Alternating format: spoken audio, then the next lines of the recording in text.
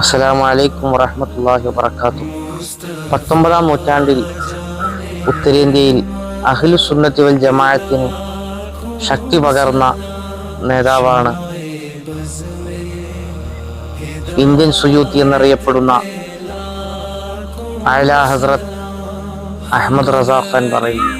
14-ാം നൂറ്റാണ്ടിലെ മുജദ്ദിദായി മഹാന്മാർ രേഖപ്പെടുത്തിയിട്ടുണ്ട്. സമകാലത്ത് തഴച്ചു വളരാൻ ശ്രമിച്ചിരുന്ന നവീന പ്രസ്ഥാനങ്ങൾക്കും പിഴച്ച വിശ്വാസധാരകൾക്കുമെതിരെ ആദർശ പോരാട്ടം നടത്തിയിരുന്നു മഹാനവർകൾ.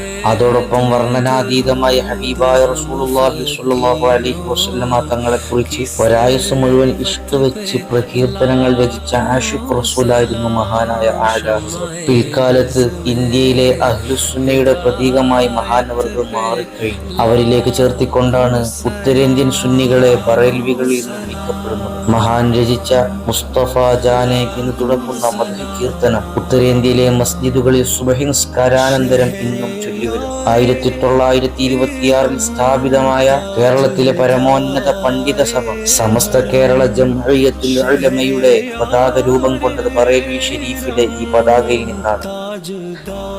4 മദ്ഹബിലും ഫത്വ നൽകാൻ കഴിഞ്ഞിരുന്ന മഹാനായ അഹ്മദ് കോയ ഷാലിയാത്തി ആലാ ഹസ്രത്തിന്റെ ശിഷ്യനാണ്. അള്ളാഹു അവിടുത്തെ ദറജ ഉയർത്തി കൊടുക്കട്ടെ.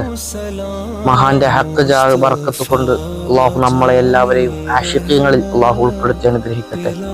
പുണ്യവസന്തത്തിലേക്കുള്ള നിമിഷങ്ങൾ അടുത്തുകൊണ്ടിരിക്കുകയാണ്. ആലാ ഹസ്രത്തിനെ പോലെ മുത്തുനബിയെ ഇഷ്ക് വെക്കാനും മദ്ഹിൽ അലിയാനും അല്ലാഹു സുബ്ഹാനഹു വ തആല നമുക്ക് തൗഫീഖ് നൽകി അനുഗ്രഹിക്കട്ടെ. ആമീൻ.